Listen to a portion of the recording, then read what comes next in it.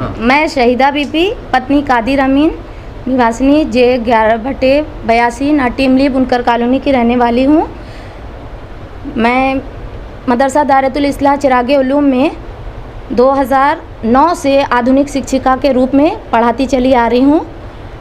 कुल मुझे 16 साल वहाँ पढ़ाते हुए हो गया, लेकिन वहाँ जो मौलाना रिदवान हैं, मैनेजर हैं, वो उनको 10-12 साल हुआ वो मैनेजरी करते हुए, लेकिन उन्होंने कई नियुक्तियाँ की। हमारी जो प्राइवेट टीचरें थी उन्होंने उनकी नियुक्ति नहीं की।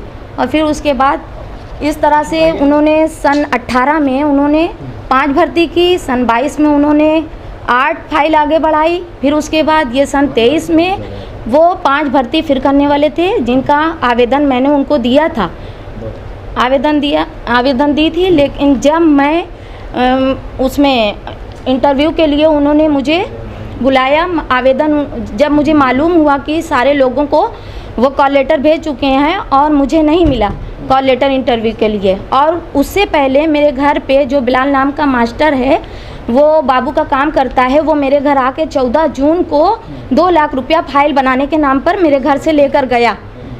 उसके बाद मैं उसको कॉल की तो फिर उसके बाद वो फ़ोन नहीं उठाने लगा। फिर उसके बाद मुझे मालूम हुआ कि 28 को मैनेजर ने बताया कि इंटरव्यू वहाँ है।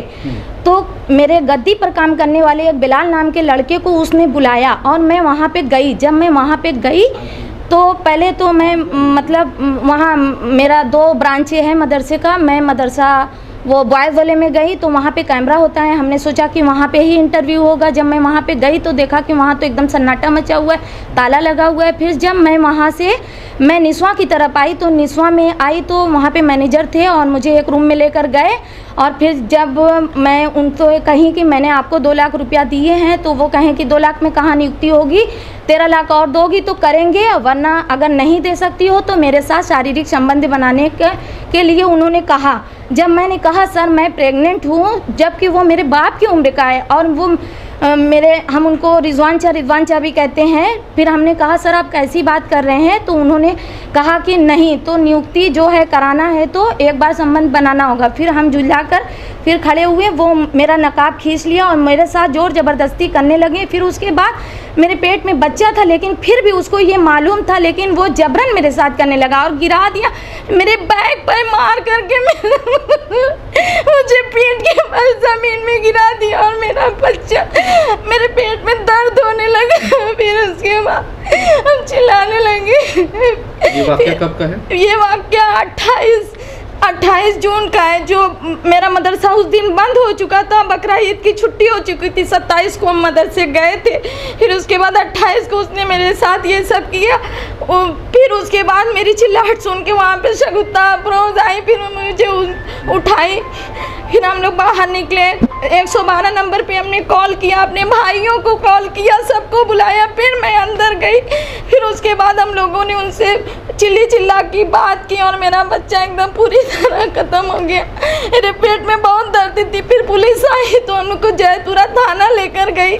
फिर वहाँ हमने अपना बयान दिया, वहाँ पे अपनी कंप्लेंट भी लिखी। फिर उसके बाद थाने वाले मैंने मेरी कोई नहीं सुनी और कहें कि कोई सुनवाई नहीं हुई। वो दरोगा जितेंद्र यादव शायद नाम उनका है, उन्होंने मेरी कोई कंप्लेन नहीं सुनी। अभी कल ही कमेटी का एक जो ज्वाइंट सेक्रेटरी है वो मेरे ऊपर कॉल किया था, कह रहा था कि सुलह कर लीजिए, बीच का रास्ता निकालिए। हम कहे हमें कोई नियुक्ति नहीं चाहिए, हमें कोई भर्ती नहीं लाना है। फिर वो अभी आप लोगों ने कोई पत्र लिखा है अपने खून से? जी, मैंने इसमें ये पत्र लिखा है अपने खून से कि रिजवान को सख्त से सख्त सज़ा दी जाए और मेरे बच्चे के हत्यारे को और मुझे न्याय दिया जाए। जयपुरा थाने में जो एसओ है वो भी मेरी कंप्लेंट नहीं सुन रहा है। 10-12 दिन से हम लोग लगातार थाने का चक्कर काट रहे हैं। कमिश्नर साहब के पास गए, वहाँ से उन्होंने किया, हमने पोर्टल पर डाला, हेल्पलाइन में, सारे जगहों पे हमने किया, लेकिन वो जो वहाँ थाना एसओ है वो हम लोग की एक बात सुनने को तैयार नहीं है।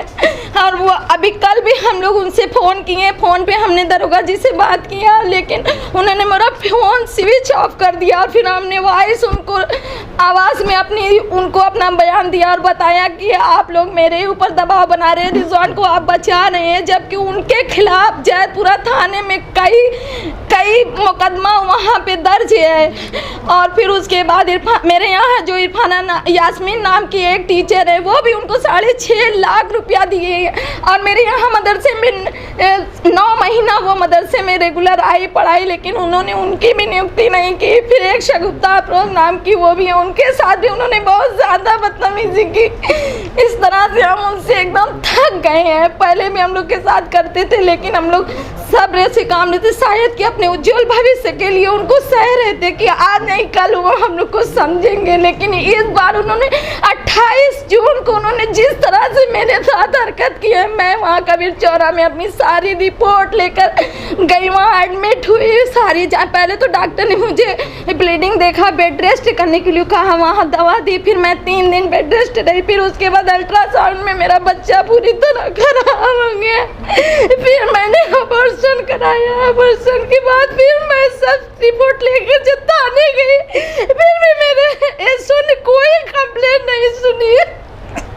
यासिन साहब एसओ जयपुरा के द्वारा कुरान पाक की कसम खाने का आपको वो दिया गया। जब आज हमारी बात भी हुई है उनसे, उस मुद्दे पर उन्होंने कहा कि कहीं न कहीं आपके ऊपर ही उल्टा आरोप लगा है। जी, जब मैंने तो क्या कहेंगे? मैंने एसओ साहब से कहा कि मेरा 2 लाख बिलाल लेकर गया, तो वो बोले कि नहीं, वो तो एकदम साफ उनकी तरफदारी कह रहे हैं और कह रहे हैं कि वहाँ कोई झगड़ा ही नहीं हुआ। हमने एसओ साहब से कहा आप वहाँ थे क्या कि आप इस तरह से कह रहे हैं? और उन्होंने कहा कि मैं बुलाऊंगा और सबको सामने कुरान पाक उसके हाथ में बिलाल को बुलाऊंगा और आप लोग को भी बैठवाऊंगा कुरान मजीद के साथ, आप लोग का दूध पानी का पानी हो जाएगा। मौलाना यासिन के ऊपर पहले क्या महिलाओं को कुरान मजीद का शपथ लेकर के न्याय मिलेगा क्या? वही तो हम कह रहे हैं, ये योगी के राज्य में हमारे मुख्यमंत्री जो है उनके राज्य में कुरान मजीद के जरिए अगर हम इंसाफ मिले तो हम ये थाना क्यों जाएं? हम अपनी पंचायत खुद ही कर सकते हैं ना। हमें कुरान उठाना है तो हम खुद ही उस पर यकीन कर सकते हैं, हमें थाने जाने की क्या जरूरत है? ये खून का पत्र किसको देंगी आप? जो लिखा है ये पत्र आप किसको देने के लिए? ये हम जाएंगे लखनऊ, माननीय मुख्यमंत्री जी को अपनी सारी बात बताएंगे और उन्हीं को देंगे।